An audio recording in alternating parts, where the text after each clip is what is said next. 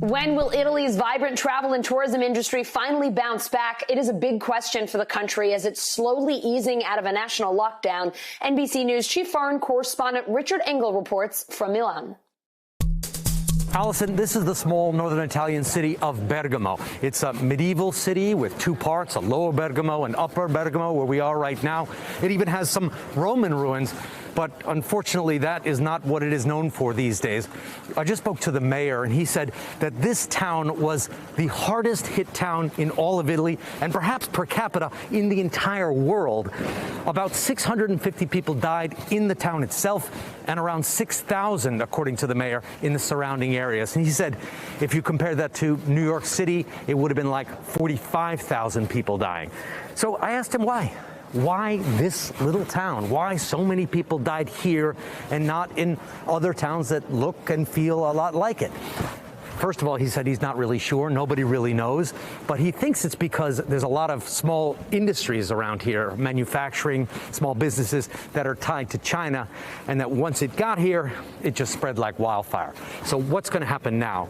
They are already starting to open up slightly. Italy has moved into phase 2, which means that some businesses can open, some restaurants can open, but only for takeout. But when will they be allowed to get the people back on the streets? When will the tourists come back? And now Italy is trying to figure out, because Italy relies heavily on tourism, how it can reopen its tourism sector so people can come back and enjoy these beautiful piazzas and enjoy these beautiful town squares. Alitalia, the national carrier, announced that it's going to get a subsidy from the government of about $3 billion at least, and other regions in Italy, Sicily, for example, which hasn't been as badly hit as northern areas, said that it's considering offering some financial incentives, some subsidies to get the tourists coming back. So for a 3-night holiday, they might get 1 night free in a hotel or 2 nights out of a week's stay. Different schemes are being looked at in order to get people back on the streets and get the tourists and their money back in the economy. Allison? More LGBTQ youth are struggling with mental health issues during the coronavirus pandemic. The TREVOR Project, a suicide prevention and crisis intervention organization, says it's seen a steep increase in the number of LGBTQ young people reaching out to its 24/7 hotline. AMIT, PALEY, CEO and executive director of the TREVOR Project, joins me now. And AMIT, tell me more about the impact this crisis is having on our LGBTQ youth. Well, it's having a very dramatic impact on LGBTQ young people across the country and around the world. There are so many LGBTQ young people who are stuck in homes with families that are not supportive and not affirming of who they are. That means that they might face people saying nasty things about them, suggesting that their identities don't matter, and in some cases facing abuse or even fear of being thrown out on the streets. And that's why it's so important that we let all LGBTQ young people know that they're deserving of love and respect. You said it there, that there may be teens who are at home or young people who are at home with families who don't support them. What advice do you have for young LGBTQ people right now who may be going through something like that? What can you say to them if they're feeling alone and they don't know how they're going to get through this?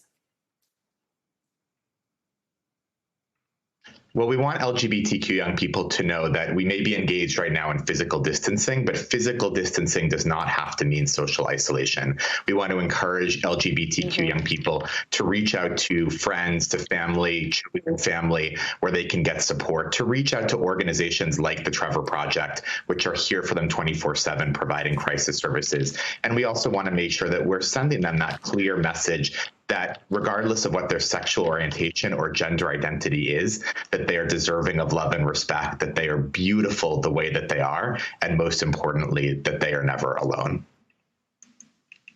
Oh, I love that. You make me want to cry. It's just... It's so emotional just to think about what people are going through right now. Just a reminder for young people who are hurting right now, who are struggling right now, what resources does the TREVOR Project offer for them? What can they do? Where can they go? Who can they call if they need help?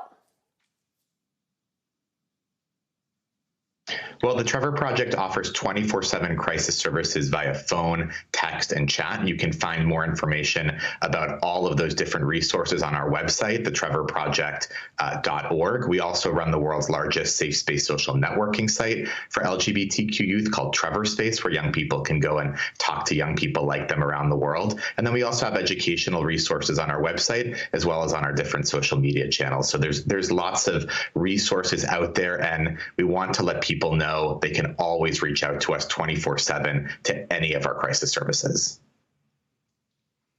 AMIT, thank you for the work that you do. Thank you for the reminder of all the resources that you provide. And thanks just for reminding everybody out there that they're beautiful as they are. We need to hear that a little bit more right now. Thank you for having me on.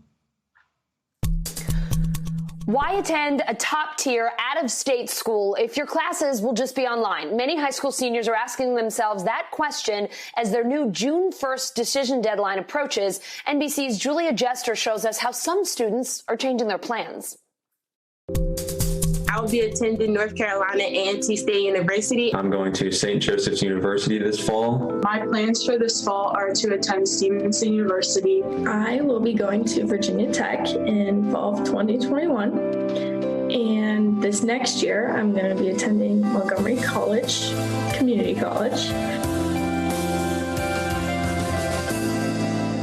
Full-time enrollment at four-year institutions could see a 20% decline as students look to other options, whether a gap year, community college, or less expensive in-state tuition. Now with the coronavirus, we just think it would be better for me to go to community college because we're not 100% sure if Virginia Tech is going to be completely open in the fall. As an out-of-state student, it was already going to be more. If it's already probably not going to be full campus life and online classes, why would I pay out-of-state tuition? My plans for the fall were to go to East Carolina University and major in nursing. Coronavirus made me change my mind because I wasn't able to go to the accepted students day that they had planned. I was concerned as if I went down there in the fall and another outbreak had happened. But other high school seniors have decided to stick with their original college plans despite the risk and uncertainty. Being as though North Carolina was my number one, when I found out that we were still able to go back in the fall, then I just kept it with that because as long as my mom and my sister's okay with me still going, then that's what I want to do because I just don't feel that I should take that year off if I don't need to. I know that I would still end up there eventually, and I know that they'd be able to give me good support even online, so I'd still enjoy it from my room. With more than 400 schools pushing their decision deadlines back to June 1st, the extension gives colleges and universities extra time to come up with a plan for fall semester and how to shore up enrollment numbers as families struggle financially and ask, is a top choice college worth the cost? By providing more time, it gives us the ability to keep the communication flow going with our intended plans for the fall. I think that's part of the decision-making process for a lot of families is trying to get a sense of what are colleges' plans for their fall. The challenges are really about the uncertainty. And one of the things that it's hard to give certainty when we're in this world of uncertainty, but we like to be transparent. Officials from several universities in the Baltimore area said that flexibility is key when it comes to convincing students to enroll, whether that's allowing a gap year, deferrals, increased financial aid, and working with community colleges to ensure that students can get the education that they want and deserve.